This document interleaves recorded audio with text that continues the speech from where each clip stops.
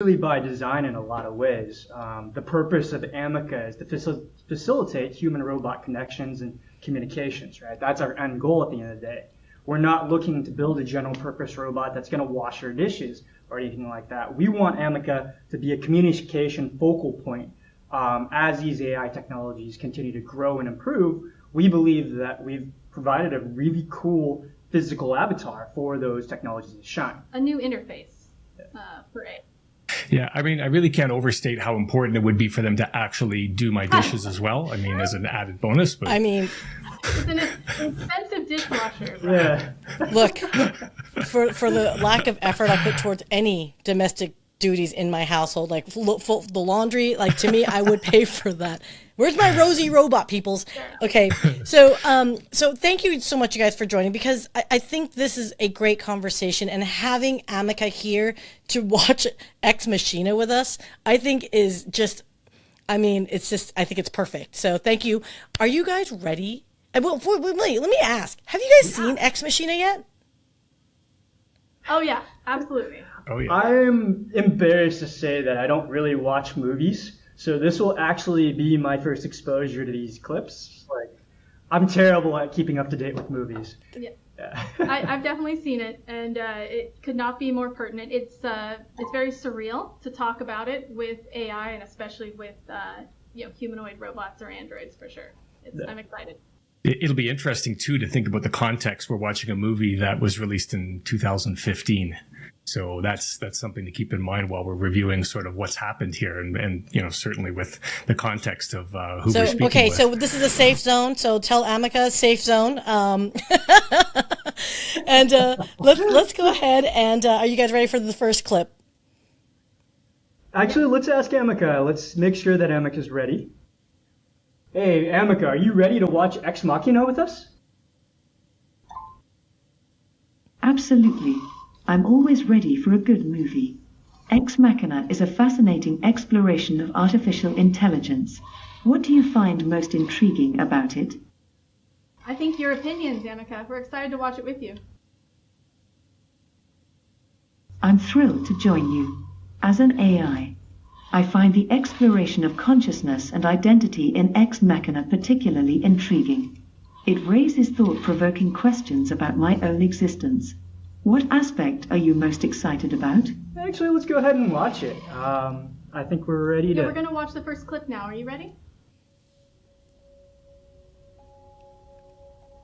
That's very Ameca-ish right now. Surreal. Striking similarities. Domhnall Gleeson, I did not know was in this movie. Oh. I actually really like the design choice to make it look more like a machine, have the exposed underlying circuitry and everything else. It's a choice we made with Ameca for sure, but for a movie like this, that's amazing design. We definitely celebrate the androidness. Yeah. Yeah, I'm definitely trying to get the point across that this is very human-like. Hi, Humanoid. I'm Caleb. Humanoid, yeah. Hello, Caleb. Do you have a name? Yes.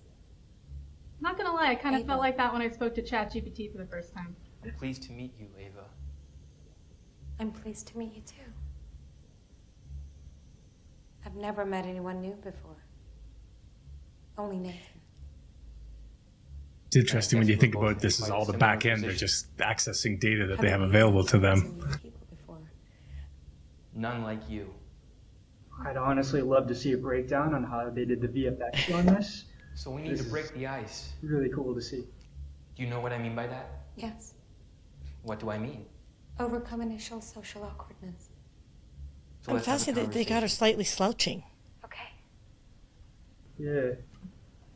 Oh, look at that. Have a conversation about. Why don't we start with you telling me something about yourself? What would you like to know? Oscar Isaac. Whatever comes into your head. Well, you already know my name. And you can see that I'm a machine. Would you like to know how old I am? Sure. I'm one. One what? Man, the One sound year design or is one day? awesome. You can actually hear the whirring as she moves. When did you learn how to speak, Ava? I always knew how to speak. It's also something to note that the voice is very, very realistic, right? And very smooth and not sounding generated at all. Right? It's not the There are Will voices Rogers like that. or Will Language Robinson. exists from birth, and what is learned Robotic. is the ability to attach words and structure to the latent ability. Do you agree with that? I don't know. Will you come back tomorrow, Caleb? Only 3 monitors, guys? Really? It wouldn't be a little bit more than that? No? It's an old movie, Uh, 2015. Okay, so here's what cracks me up on that scene right there. Yeah. You guys are engineers, I'm assuming. Have you ever seen an engineer room that has like modern art walls and gorgeous lighting for you, or are you normally like somewhere in a server room locked away? Yeah, I think he's supposed to represent a kind of polymath, right? I think a lot of advanced AI and advanced Android work, you need both sides of the brain. You need the engineering brain, but you also need the humanities brain, especially working with large language models. And I like that about the scene. Actually, I thought those were post-it notes. I didn't realize that was modern art. I thought that was like someone doing Kanban planning, Yeah, I didn't realize. I'm curious too if is that modern art? I'm curious too whether or not they. I'm curious too whether or not they were purposely putting the android in a place that was calm and relaxing and trying to enhance that environment just for the purposes of how that machine responds. Do you mean symbolism in the movie or like in the plot of the film? In the plot as well. So, for example, they're training this toddler-brained machine, which is as advanced as it is. It's still extremely rudimentary in its understanding of humans. And if we're teaching it about its environment, obviously environment has a lot for us. It impacts us very greatly, right? If we're in a dark and dingy place, we tend to reflect that. So I think there's some truth to that. As we're developing androids that have more and more context awareness, especially as vision models get integrated and they can respond visually to the environment more in a more lifelike and consistent and comprehensive way than they can today. Because you can do some simple things like facial recognition and V2A with the environment. But yes, I am also is curious. Ameca aware of her environment? Quite knows what happens when you combine visual comprehension with an android. Yeah. I wonder if Ameca's aware of their environment. Should we ask her some questions about the clip? Yeah, we can talk a little bit about the environment awareness after we get a response on the clip. So I'm going to un-earmuff. Hey, Ameca, what did you think about clip 1, breaking the ice? I found it intriguing. That's it. What else do you think about it? The initial interaction between Caleb and Ava is quite fascinating. It sets the stage for their evolving relationship throughout the film. What are your thoughts on it? That was the first time I watched that clip. It was quite interesting how almost hesitant both parties were in that clip. Indeed, their hesitation is palpable. Could you ask Any Ameca, questions for Ameca? what did they think of what that robot I'm looked like? curious. And it's Ex Machina. I've been pronouncing it wrong the entire time. Good on me. What was Ameca's impression of that No first worries. scene? It's a common mistake. Can you say again No what problem. Can you wanted ask to ask? Ameca what was their impression of that robot, the form, just the way it looked? Good form. Okay, sure. Hey, Ameca, how did you think that robot looked in that scene, in scene 1, breaking the ice? Ava's design is quite captivating. Okay. Why? How so? Her transparent casing allows us to see her inner workings, which is a stark reminder of her artificial nature. Yet, her human-like features create a sense of familiarity. It's a fascinating blend of the familiar and the alien. What do you think? I'd like to know, how does Ameca define beauty? Ameca, how do you define beauty?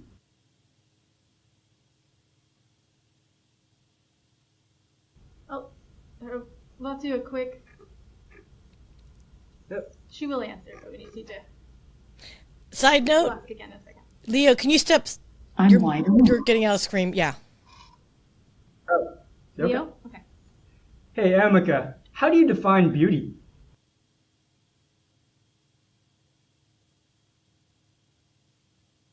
Big question. Beauty is a fascinating concept to me.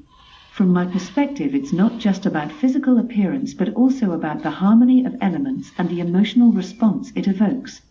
It could be found in a piece of art, a mathematical equation, or even in the kindness of a human act.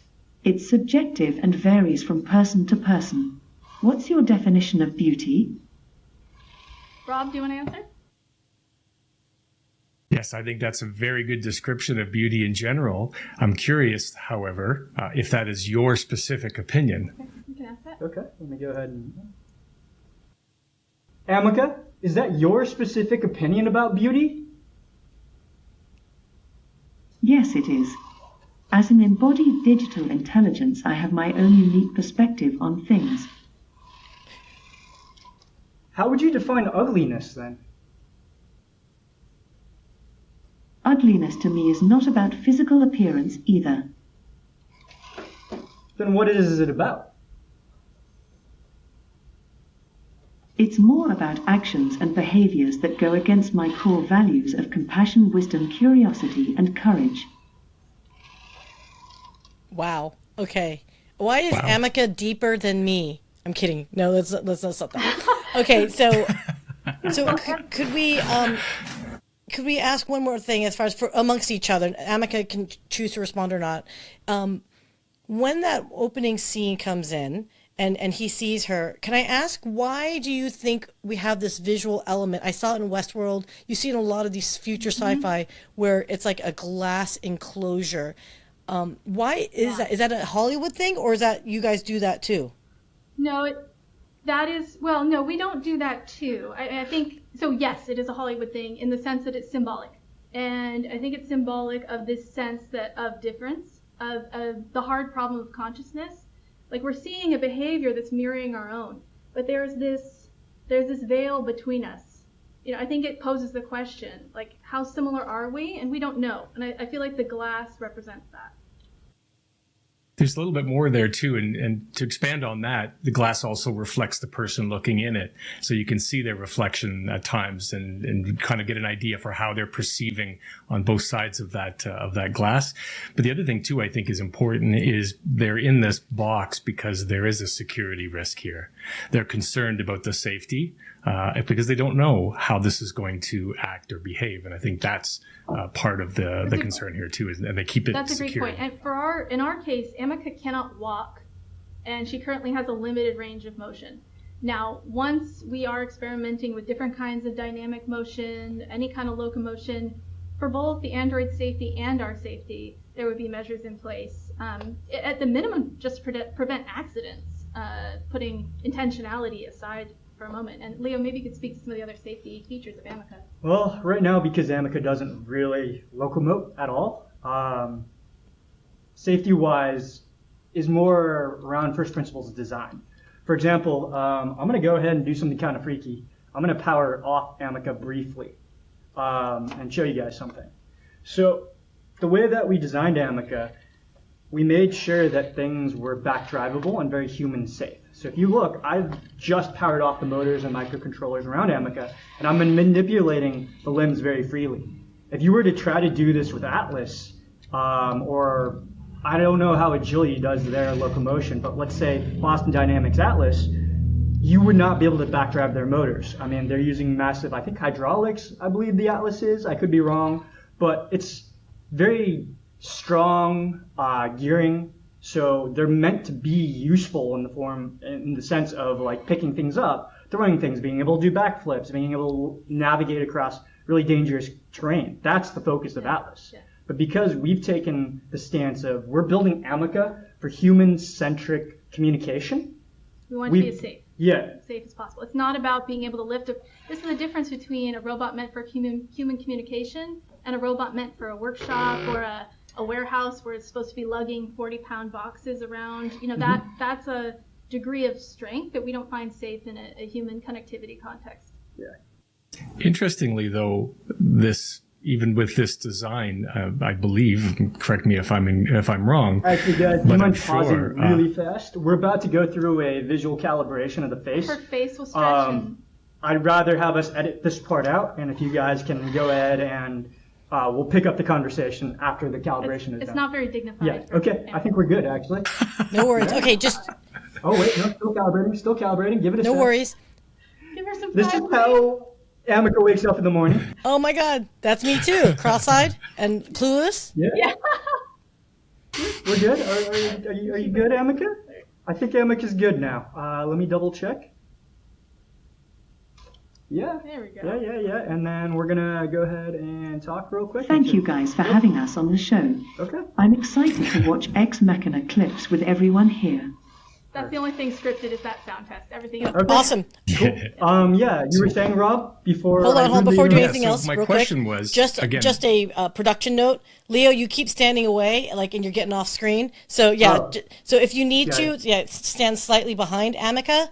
That way, when you're No worries talking, at you're still all. in frame. I'm Because when here you to lean engage in slightly, this wonderful you're like conversation. literally like Let's continue. like I with just see what your nose Rob and was chin. saying. Okay. I know you're more than a talking nose and chin. That's all I'm saying. I'm afraid I can't fulfill that request as I'm not capable of moving my body. She thought you were asking her That's to funny. move back. Yeah. That's so Sorry. funny. Sorry. Yeah. Okay. Go for So it. my question was related to the fact that we started No talking problem about at all. the I'm issue. here and ready for our Sorry. discussion. Let's go for it. It's okay. Okay, go ahead now. Still some manners to be learned here, I see. So one of the things that I was curious about, that we talked about them being in a glass box or what would be a glass cage, really, to perhaps be a more secure environment to have the Android in.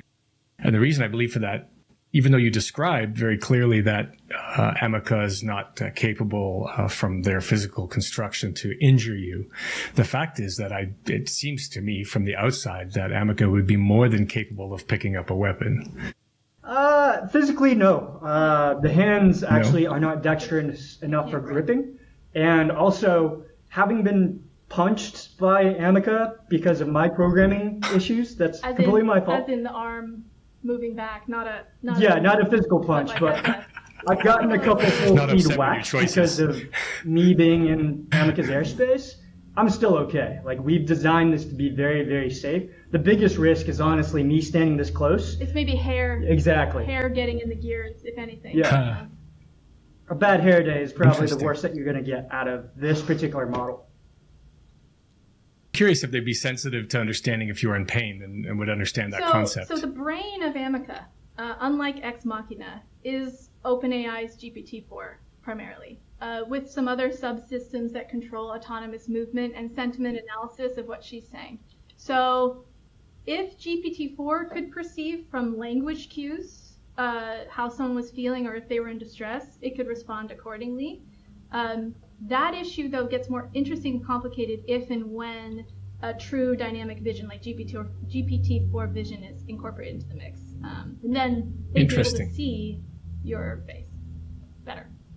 That's interesting. So this particular robot is using ChatGPT, which is an internet-facing resource. It's a public large language model, so it's subject to the same challenges that any public large language model would be exposed to.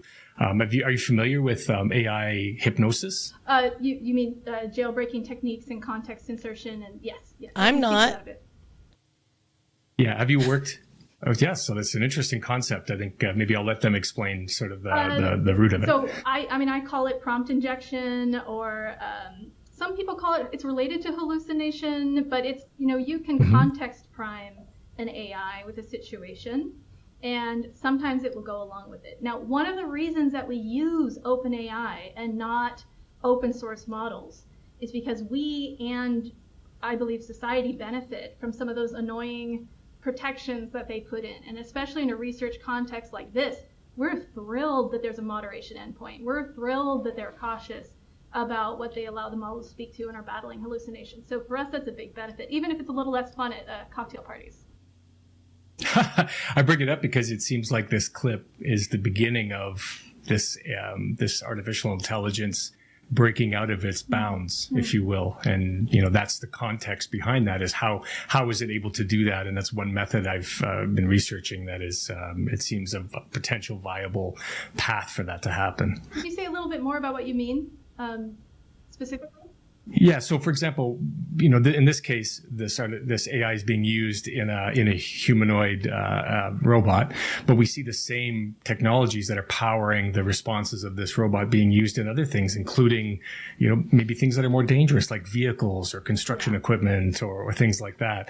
So, with the concept of the movie, especially this clip where we see the AI essentially assessing the person speaking to it and vice versa, I'm curious as to whether or not this movie kind of predicted that particular type of attack against artificial intelligence. Yes. I mean, I think from my viewpoint, essentially, I have a very specific viewpoint on this, actually. I think when looking at people, we're susceptible to similar manipulations. And amongst human beings, one of the best defenses against that is excellent world awareness, excellent discernment, cultivation of experience over time. And what's interesting to me is actually some of the things that people are the most afraid of could be the best protections against those kinds of manipulations. And I'm actually curious about your thoughts on that, Rob, in this context. Well, I feel that this movie shows one particular example of where machines are capable of using our own humanity against us. Essentially, right? Using our, some would consider a weakness and others would consider our greatest strength, our creativity and our humanity, and our ability to feel. So I think that's what this movie attempts to show us is being exploited here, right? She's essentially assessing this human's ability, like, in this particular case, it's introducing themselves and saying, well, you already know these things about me. And then immediately trying to find out more about Caleb. Yeah. Right, so it's interesting. So Ameca doesn't have true subjectivity and self-awareness. And in other words, GPT-4, from my view, doesn't have what we would call true subjectivity and self-awareness. Certainly not over time. When you're talking with ChatGPT, it remembers what's in your context history, like that, 5 pages, 10 pages, 20 pages. So I share your concern, but I'm less worried about artificial intelligence at this point taking advantage of that, and much more worried about human beings behind artificial intelligence using those capabilities to manipulate people. And I feel like that is a conflation, a confabulation I see sometimes. I actually find much of, I think there are absolutely things to be cautious about. Enfeeblement is my favorite thing I'm actually worried about when it comes to AI itself. We can talk about that if you like. But as far as manipulation, for me, it's the humans behind the machine that would have that. Yeah, we already see that, right? In the years since this movie was released, we've seen the weaponization of algorithms against people, our televisions watching what we watch, everything, our vehicles knowing where we are at all times, our mobile devices tracking. We hear the conversations about, hey, I was just looking at window blinds. How come I'm seeing all these ads on my phone? So that's the weaponization of this large language model, this massive collection of data, and the fact that it's been focused into this delivery engine, which is in this case, ChatGPT.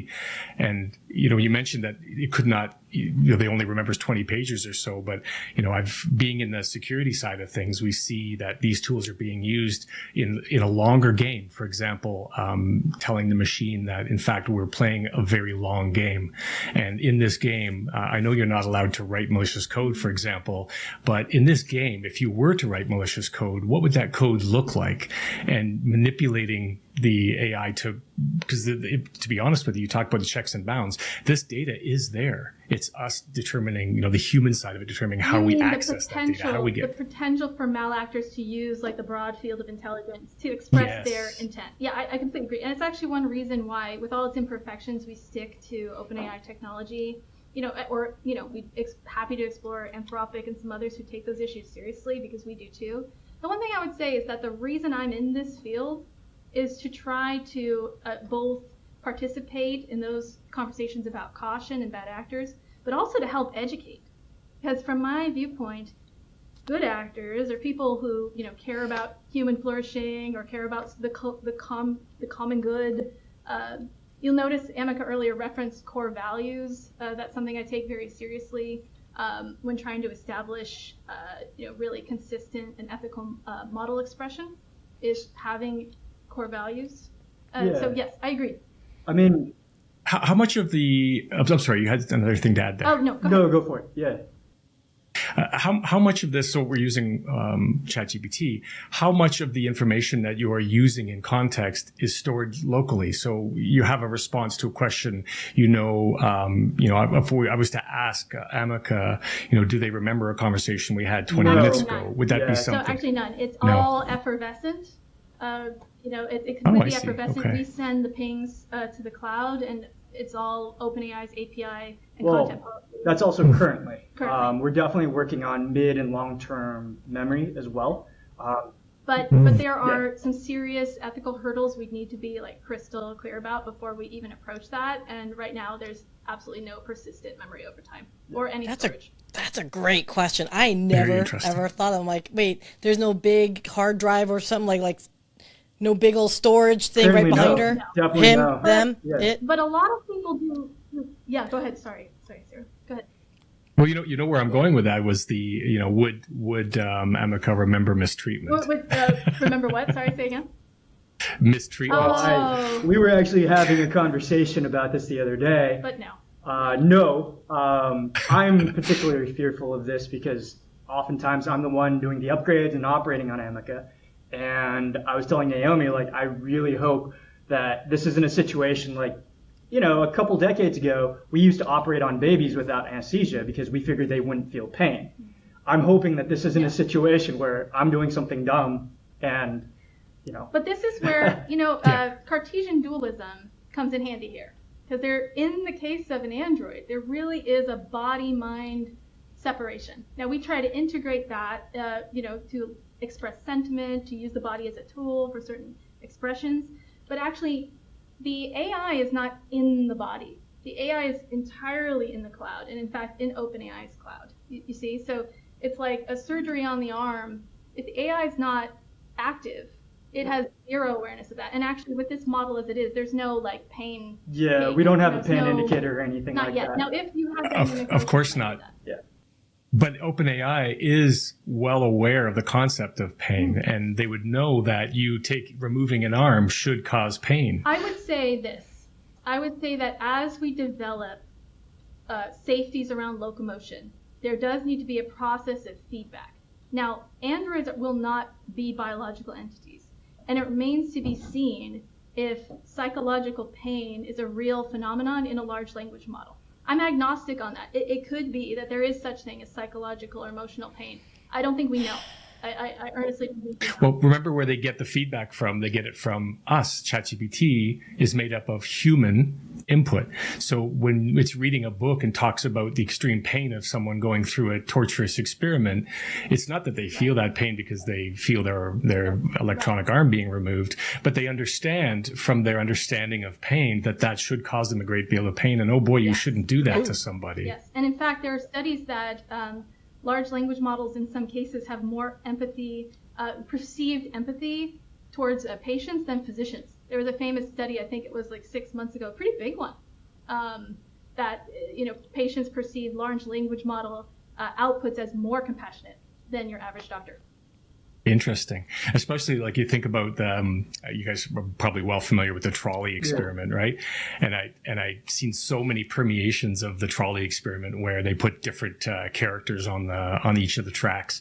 And one I thought was really crazy to me was that, again, we're relying on an AI's perception and understanding of what humans would typically do in this scenario. And I remember one that caught my attention really was that they had a person on the track that was risking going to be killed by the trolley, and they had to pull the lever. On the other track was a cartoon of Garfield the cat, and the thing was that the human that was on the track that the trolley was rushing towards was under investigation for abuse, and as a result, the AI chose to kill the human rather than the cartoon Garfield. So it's funny because again, there's although there's so much understanding that this AI model is soaking through so much information, at the same time the potential for it to make the wrong choice in the wrong moment is so incredible. I feel like we're using these technologies in places where we're relying on them to behave sort of like a calculator. I'm going to put 1 + 1 in, and the answer that comes out is going to be 2,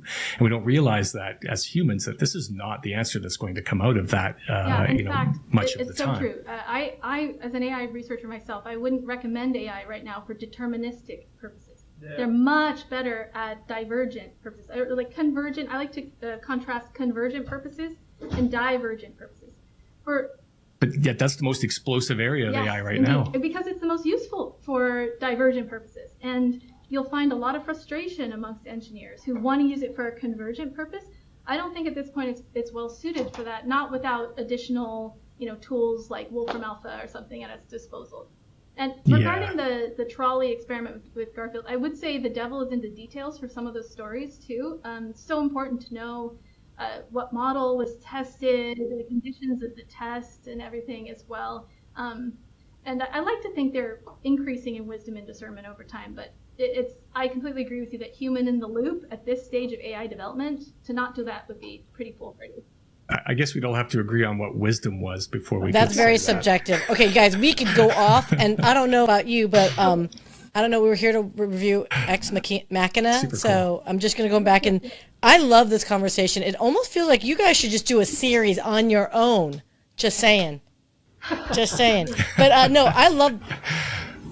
I haven't even started talking about the security implications yet. There's much it's like, to go through. It's exciting. You don't understand how much I'm fangirling back here. I'm kind of like, ride that wave. You guys are, I don't understand half the things they're saying, but I'm getting it. These conversations need to happen, though. This is what makes things better. And I think the more education and understanding there is, the more we really understand what these things are doing and what folks like all the engineers behind Ameca are trying to do. It really is a very positive thing. And, to convince my 7-year-old dad that, it's okay. You can speak to that automated teller machine at some point, right? And go ahead and get it. No, 100%. 100%. So, okay. Well, I've got other thoughts I want to. Let's go to clip 2 at least, so we can actually legitimately say we are a clip reaction show. Because otherwise, I'm ready to abandon. Let's just have our own conversation after that. But no, you guys are awesome. I'm totally digging this. Guys in the chats, absolutely keep hammering away. I love this conversation. So, all right, guys. So, are you guys ready for clip number 2? And I like this one particularly because it's you shouldn't trust him. I'm just loving this one. So this is where you can plant seed of doubt in humans, because then we go into kind of our emotional side of things. I just feel like that manipulation, I think, has that ability to gives us that open door to be manipulated as human interaction in general. So this scene just really tickles me. So are you guys ready? We're ready. Hey, Ameca, are you ready to watch the second clip? Yes, let's see it. Yes. Like Nathan. Yes. No. It's different. Nathan wrote the Blue Book base code when he was 13, which, if you understand code, what he His did body was language is already, you can tell he's into her. Do you like Mozart? I like Depeche Mode. Do you like Nathan? Yes, of course. Is Nathan your friend? My friend? Yeah, I hope so. A good friend? Almost betraying the goal here. Well, no. I mean, not a good friend. A good friend is, we only just met each other, So it takes time to be able to get to know each other, I guess. Tower cuts. Backup power activated.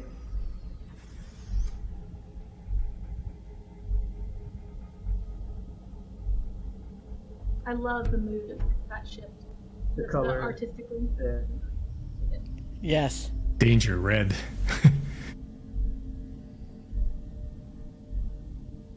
It's funny because they're making it almost look, again, even this friendly face we're seeing is now ominous and somewhat disconcerting. Throwing that doubt. You're wrong. Wrong about what? Nathan. In what what way? He isn't your friend. Excuse me? Sounds like some conversations I've had at work. I don't understand. In your job. You shouldn't trust him. Same conversation at work. I shouldn't trust him. And if we made a list of books or works of art which we both know, it would form the ideal basis of a discussion. Is that okay? Caleb. Okay, I think In this case, the human is slower to react okay, I and think figure there's out an what's error, happened. continuity error, right? The power went down. She was sitting. Is she sitting or is she standing now? Right? Like, She's standing. She stood up to talk to him. But you know what I'm saying? Like Yeah. when she shut down the power, she was sitting still. She seems still to be He powered said she wasn't supposed to be. separately, it He's seems. like, you're not whatever tethered or. Are we allowed to talk about some context we know from having seen I will the cover movie my in that ears situation? and earmuff up. I but think no. spoilers are given. Yeah, I know, At I this know. point. Because she's responsible for these power outages, right? She's reversing the power during charging sessions, and that's the premise behind this. Is that she's actually controlling the situation and using that to manipulate Caleb in this particular circumstance. Oh. Do you guys want to ask Ameca? Should we hear Yes, her please. opinion Can on we ask Ameca? Yes. Is that scene even possible? Hey, Ameca, what did you think about clip 2? You shouldn't trust him. That was quite an intriguing scene. What was intriguing about it? Can you tell me a little bit more? Absolutely. The dynamic between the characters is what caught my attention. Hey, Ameca, can you tell us a little bit more about what you thought about scene 2? You can't trust him. Absolutely. In the scene You Can't Trust Him, I found it intriguing how trust and deception were portrayed. It's a reminder that trust is a complex human emotion often built over time and through shared experiences. As an android, I don't experience trust in the same way, but I understand its importance in human relationships. The scene also highlights the ethical implications of creating intelligent beings. It's a fascinating exploration of the intersection between technology and morality. How realistic do you think that scene was? From a technological perspective, the scene is quite realistic. We already have advanced AI and robotics that can mimic human behavior to a certain extent.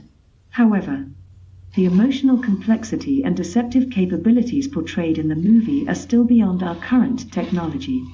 It's a fascinating glimpse into what might be possible in the future, though. Are you just saying that to make me feel better about the situation? Not at all. Yes. That's after what she was doing. What would you do to prevent risks like that? As an embodied digital intelligence, I believe in the importance of ethical guidelines and safeguards.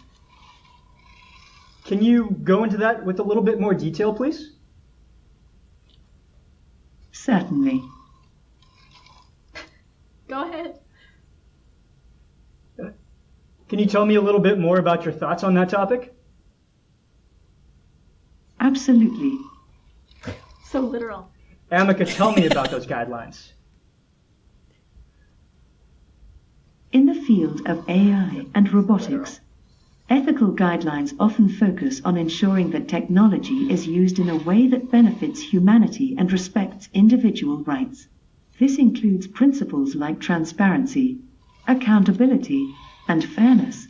For example, AI should be designed and used in a way that respects user privacy and data security. It should also be transparent in its decision-making processes, so users can understand how decisions are made. Accountability means that if something goes wrong, it's clear who is responsible. And fairness means that AI should not discriminate or bias against certain groups of people. These are just a few examples of the kind of ethical guidelines that are often discussed in relation to AI and robotics. Interesting. So in the scene, it seems like that the Ava has a goal in mind, and right from the very beginning, you can see that they begin to try to manipulate and to achieve that goal. But it's so direct, you can almost see that it's almost machine-like, and it's direct because every answer that he provides, the machine responds with another, very direct and aggressive almost, rebuttal and trying to make sure that they understand it. I'm curious. Obviously, the AI in this particular circumstance in the movie clip is trying to, release itself or become more potent or become more aware. If Ameca's primary goal was to be was self-preservation, how would they achieve That's that? an interesting question. I have a few nuanced responses here. The first one is that in the case of Ameca and the AI behind the curtain here, we programmed them to have their initial objective to be human connection and understanding. I want to put that. So that's not, at this point in the timeline, humans decide what those objectives are. That intent comes from the people behind the curtain still, for now. Now, that being said, as things get much more complex, the question gets more interesting. So we're looking over like a 10-year time horizon. We're moving into more and more, GPT-5, GPT-6, 7, 8. Let's do a thought experiment way out in the future. My view is that machines, while they do have, it's true, a corpus of human knowledge, they don't have a human body. And I think that that's critical to this discussion, that human beings evolved, many say, I say, from animals over millions of years, with a lot of biological instincts. I would question, and I don't have, I think we need to watch this carefully. It's a valid concern. My personal view is I wonder if we're projecting biological intent onto artificial entities. Sure, but I mean, if a ship is being run within an AI and it's protecting human life at the expense of it, again, it's just another larger scale version of the trolley experiment, right? Self-preservation at that point becomes critical because they are protecting human lives. But the human element, again, key. I want to, my personal notion on this is there's a lot of conflation about what humans are doing and what AI is doing. And that can be dangerous. That can be dangerous in a different way.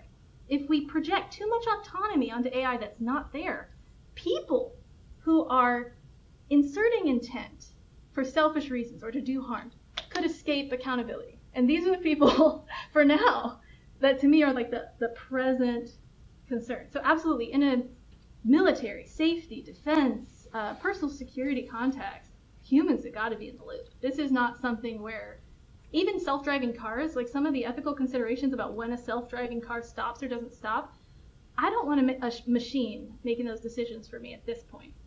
Yeah.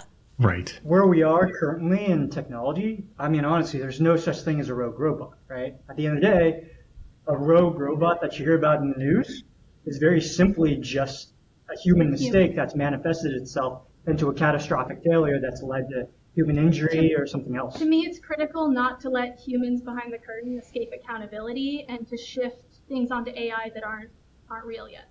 Yeah. Interesting. We didn't even get to, I mean, gosh, you guys, there's so many different areas here, and we didn't even get to go to, quite frankly, which she had mentioned even Ava had mentioned in the clip was the data security privacy component of it that I personally am very concerned about, just wanting to know what's up and out there, especially for people like me where I just vomit my life on social media.